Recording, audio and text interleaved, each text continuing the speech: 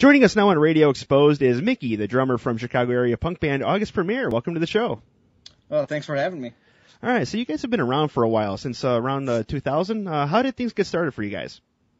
When it all started back in high school when me and my buddy Danny, who's our guitar player, had a little band going, and his older brother Mark and Chris had another band going. And Mark one day kind of asked Danny if we wanted to join forces, and just kind of went from there. And started right off the bat with making as much music as we could. And we had a record out, and we're playing places like Fireside and Metro before me and Danny were even done with high school. So it got going pretty quickly. That is pretty quick. Of all the bands we've interviewed, that is the quickest to the Metro. Yeah, I think it was about a year into being a band we were playing Metro. All right, now how did the name August Premier come out?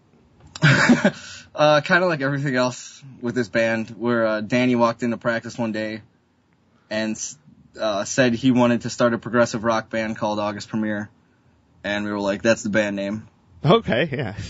You did legwork for us already, not much thinking, not much deliberating. Oh, you got it, thanks, right? Yeah, that's pretty much how everything goes. Just somebody says something randomly, and it's, all right, that's the name of the record, or that's the name of this song, or the name of the band. So you mentioned the Fireside. I was actually just talking with a friend yesterday about the Fireside. I found some old Alkaline Trio videos from the Fireside. Do you guys know if there's any lurking cell phone videos like from the past that might end up on YouTube that you guys want to get on your channel? Oh, I know I have a full set of one of our performances from Fireside that my dad transferred off of VHS. It looks pretty bad. Well, but, so did the Alkaline Trio one, if you get a look at it.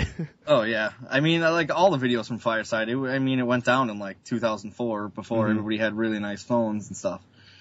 Yeah, I tried to tell people. I've bowled there recently. I'm like, this used to be a venue. Yeah, I mean, the stage is still in the same place it always was.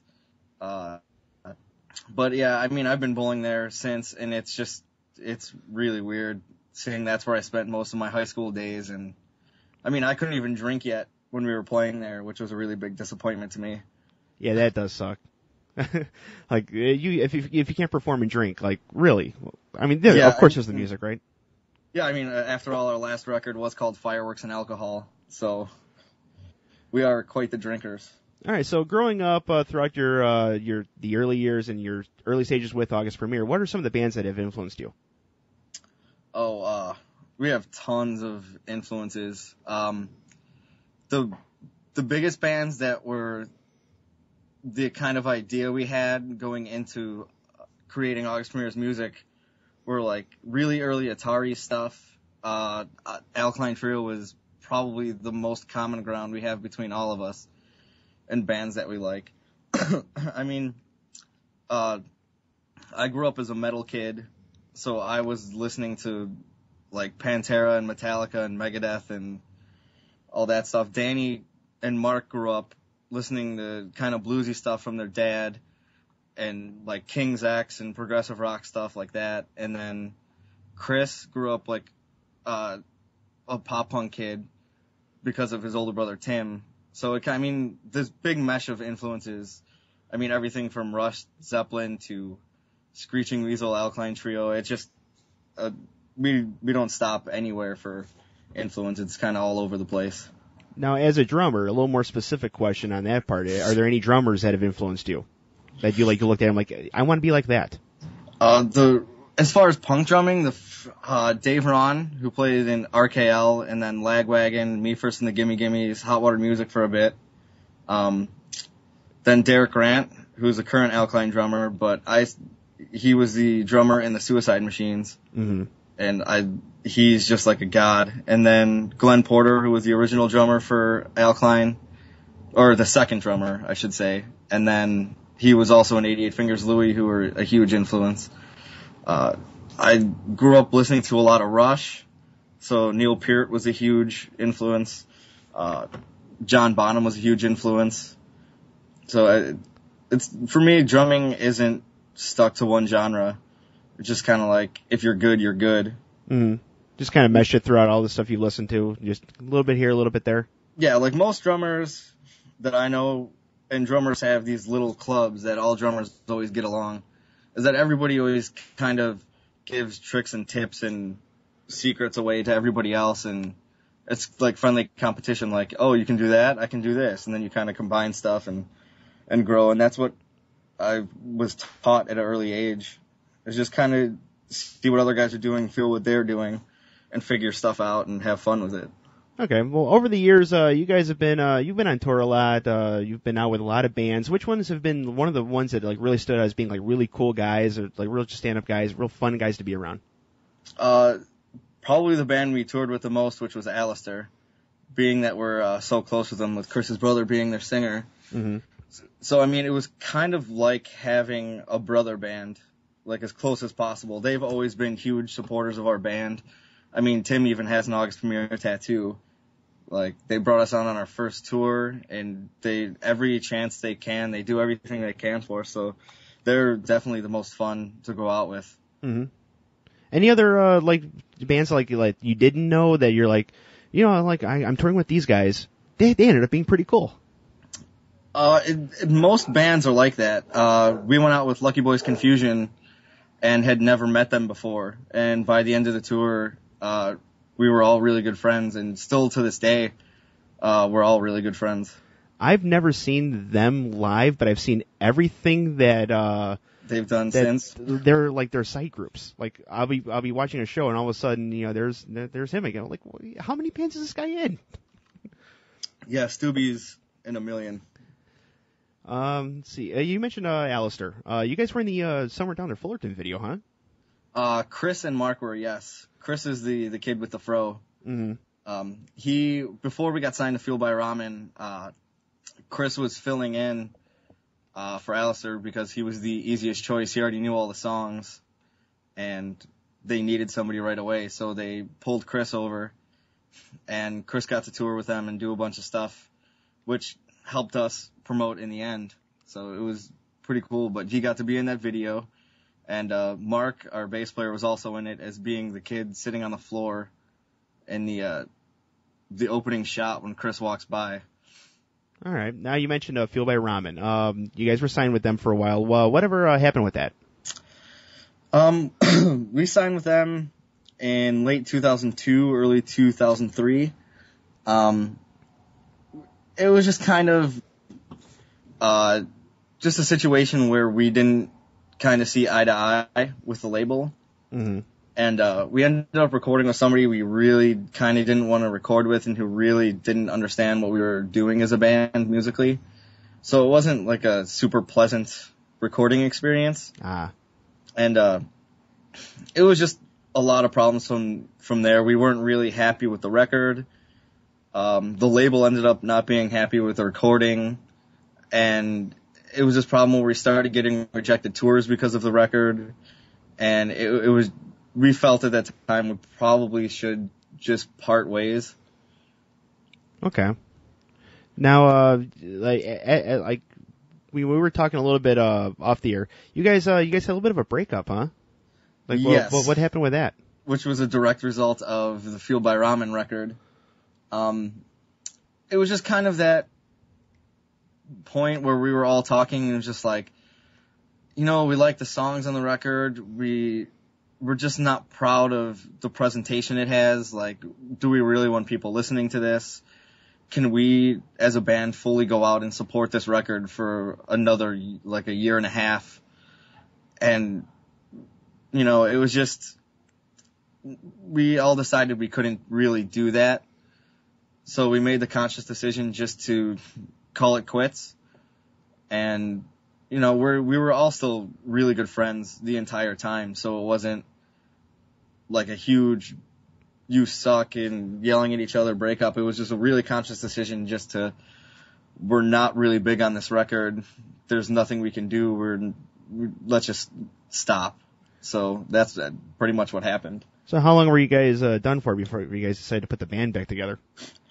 We broke up 3 months after the record came out and had done 2 tours for it. And then that was in October of 2003 Then in 2006, we did a benefit show reunion for one of our friends, and then got back together in the spring of 2010. So it was like a good 7 years, really, that we were in a band.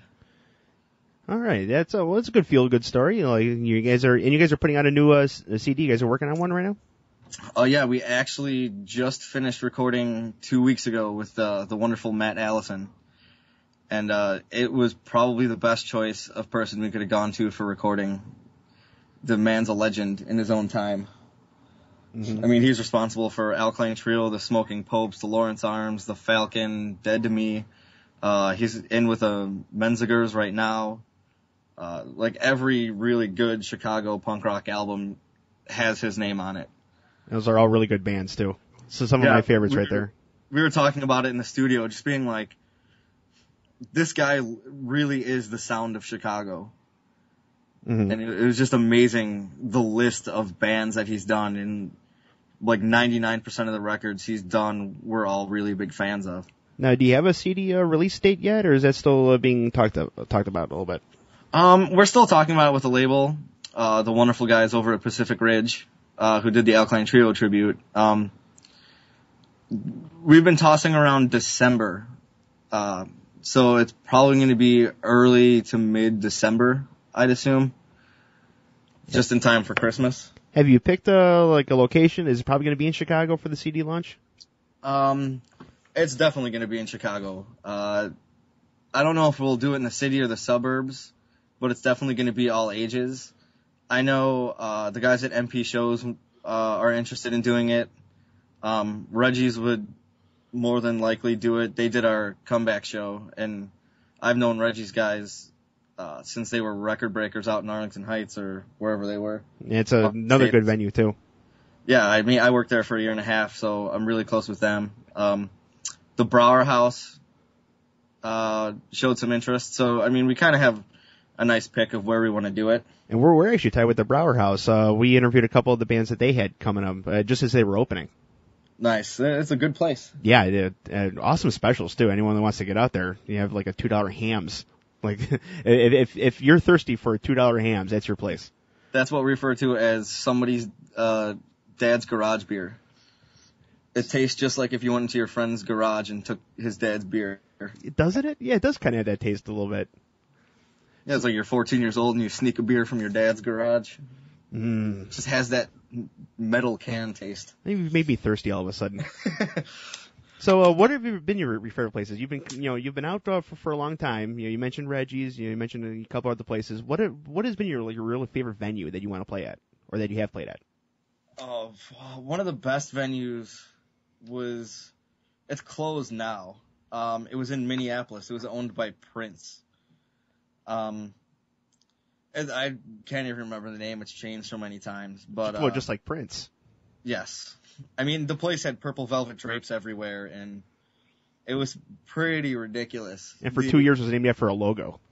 Yeah. But yeah, I forget the name of the venue, but it was just awesome. We played in the Ascot Room, which is a smaller place, and they just there was a water fountain inside the venue, and it had these glittering lights on the ceiling and a fake tree in a corner, and it was just ridiculously nice. And I don't know what it is about Minneapolis people. I've been up there several times to see several different bands. We go camping up there. They have an energy all to their own. Oh, yeah. It's quite the music town. You wouldn't think it, but those kids really, really get into music. All right. We've been mentioning a little bit of Alkaline Trio throughout the interview. You guys are part of a Pacific Ridge compilation. Pacific Ridge compilation that just came out for Alkaline Trio as a tribute album. You guys had Sundials. That was a song you guys had. Yes, that was a very conscious decision for us to go to the first song released. When Wayne, I think it was literally 2 weeks after we decided to be a band again, somehow he caught wind of it and asked us if we would like to do a song for the Alkaline Trio tribute. And we were one of the first bands to be confirmed for it, so we pretty much had the pick of any song we wanted. Mm-hmm. And we were going over the list of available songs that he had the license for, and we were just thinking, you know what? We're such big fans of Alkaline that there's not really a song we want to do because we would probably just ruin it. And the one song we could all agree on was Sundials, which we always felt probably wasn't up to the liking of even Alkaline Trio at this point. So just because it's first recordings are always really bad and honest of you at that point. Yeah. So we're like, if we're gonna do it, let's really do something awesome with this song that would make us really like the song again. And if Alkaline ever hears it, maybe they'd appreciate the song again. So for those of the listeners that really don't know Sundials, because it is more, it's obviously for all of us Alkaline Trio fans, it's not an obscure song, but it's not one of the mainstream songs. It's like more of an aggressive, kind of upbeat song with really kind of hard lyrics. How you guys went acoustic and kind of softened it a little bit? If I didn't know any better, it would almost be a love song. Like what was the decision that led up to that? The same thing as everything else that happens. We went through a ton of different ideas, like making it very Southern California fast, no effects sounding, doing it a little bit heavier, throwing a massive guitar solo over the end. And I get a call from Danny, our guitar player, and he goes, "I got it, dude. We're doing this song acoustically." Because he had been messing around with it, trying to figure out something to do, and he always just has an acoustic on hand. So he wasn't even thinking of it first, and he just started playing it very basic. And at the next practice, we all listened to him play it, and then it just made perfect sense, and it brought out the real emotion we thought of what Matt was trying to get across lyrically. That it just made sense to do it that way. Mm-hmm. It does sound good. It was one of the when we started listening to the Trio record, we actually got into it. I noticed on Twitter, just kind of randomly, Rattlesnake Gunfight, who is also on the compilation. I just kind of noticed them, and then I asked them for an interview. They said yes, and then they had mentioned that they're going to be on this, so that came after. It's like, oh wait, what's this? It's like our favorite band here, and you guys are on this thing. Yeah. Going into it, we're like, I just want to find out of these 39 bands, I want to find at least 10 that I didn't know about, and I want to find, and that's, you guys stood out. Any other bands that, you guys, have you heard the rest of the album yet? Oh, yeah, Wayne had sent me, a nice advanced copy of it, being the good friend that he is. He is a good guy, isn't he? Yeah, I've known that kid for 10 years. Actually, he contacted August Premier the first time when he was doing the Blink-182 tribute. And we had just broken up, so we had actually stayed in contact since then. Yeah, Wayne's been really good to us too. He's like, yeah, I can get you a couple interviews. Oh, by the way, here's the album. Oh, thank you. Yeah, he's great. So did any other bands stick out for you? I really, really liked the Bleeder cover that the Material did. We'd mentioned that too, yeah. That is. If that wasn't an Alkaline Trio song, and I heard that for the first time, I would love it just like I loved it the first time I heard it by Alkaline Trio. Mm-hmm. Yeah, that really stood out for us, too. Right when we heard it, we're like, oh, what did she do with that? That's awesome. Yeah, I mean, her voice is just ridiculous. But yeah, I mean, it's hard to say, because, a lot of, what I always look for in covers is, I want a band to make it sound like their own. And not ragging on this, but a lot of bands really just kind of covered the song straightforward. Mm-hmm. And it was slightly disappointing in that way, but, it's great in the sense that all these people actually appreciate Alkaline Trio still. Mm-hmm. And know them. But, there's a lot of good covers on it. Again, Alistair's cover is really good. I thought Alistair did it better than Alkaline Trio. For My Little Needle. Alistair actually did it with Matt Allison, who recorded the song, the original version, which was really cool. I know it was really cool for Matt because we talked about that during recording. I gave him one of these, and he recorded, 99% of these songs originally. Mm-hmm. So it was really cool to see his reaction on all these band takes and recordings of stuff that he recorded himself. Trying to figure who else I like. The Composure did a really good cover. Mm-hmm. They did Sleepyhead. The Composure are just super, super awesome band and super awesome dudes. If you don't know, Paul, their singer, is in Punchline as well. Mm-hmm. And the Punchline did a really good cover too. But though, I mean, there's those. It seems weird knowing and pointing out bands that I know personally. Yeah. But they just do really good versions of those songs. Yeah, I was really happy with this compilation. I'm hoping Wayne has a lot more in store, especially with some of the bands he actually has signed. Like, I'm really looking forward to some of that stuff that's coming out. Yeah, he's got a really good ear. And I know he wishes he had, millions to invest into bands, but he definitely, with his resources, does such an awesome job. I mean, he puts money behind these bands to go and record songs for these tribute records. And it's not very cheap. Yeah, I'll bet. Yeah, and securing all the licensing and doing it right, and not many people are putting out compilations, let alone tribute records, to bands that we all grew up listening to. And it's just so awesome of him to do that. Yeah, like when I learned about this, I'm like, oh, I like Blink-182 also, so I have to get that now, and like, oh, now I have all these new bands, and like, oh, I believe man. he did a Tom Petty one too. Yeah, he did. So like, yeah, it's just it's like I hit a gold mine of just awesome music right here. Yeah, he's really awesome, and then I'm surprised he was even an August Premier fan, being that he's from San Diego, because the only times we've been in San Diego was visiting our singer's mom when she lived out there, and we didn't play a single show. So it was kind of awesome knowing that we actually reached people and made fans. That is awesome, isn't it? Just an awesome feeling. Like, Yeah, I get that. I get the occasional email from like some like weird place. I'm like, wow, you're listening. Cool. Yeah, I mean, it's just weird because we've gotten letters from like Italy and England and a lot of stuff all around. People in Ohio, which is only like 4 hours from us.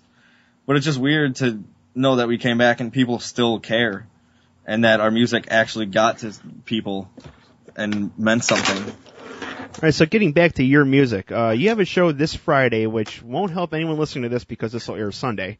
Yeah. But that'll be at Fitz's Spare Keys in Elmhurst. Yes. And I will be at that show, and I'm going to have a lot of fun because I like all three bands. But any other shows coming up in the future for the listeners? As of right now, nothing. But anytime we do have a show, it's always on our Facebook, and we constantly post on Twitter, MySpace if we're, feeling nostalgic and actually want to sign on.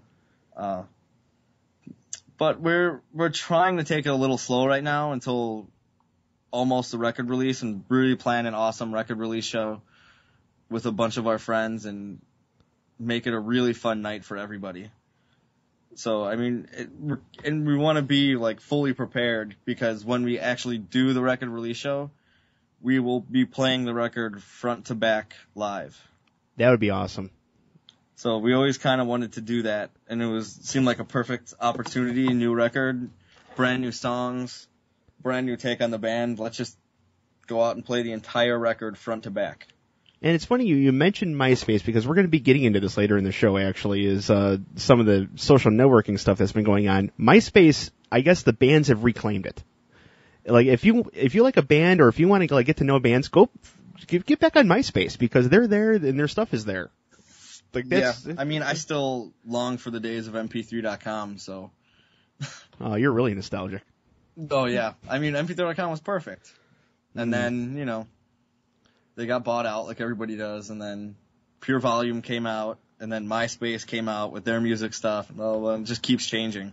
Mm-hmm. MP3.com was just so simple. Like, here's the band name, here's their info, here's their songs. Just like the MySpace music pages, basically. I might start playing taps in the background here. You're getting me here like really like, oh, R.I.P. MP3.com. Yeah, I know, right? The good old days. All right, Mickey, thanks for joining us on Radio Exposed. It's really good stuff. And you have some good stuff coming up on the horizon, a new CD, a tour, and all that with Pacific Ridge Records. Thanks for coming on. You've been a real joy. No problem. Thanks for having me. And we should do this again before the record.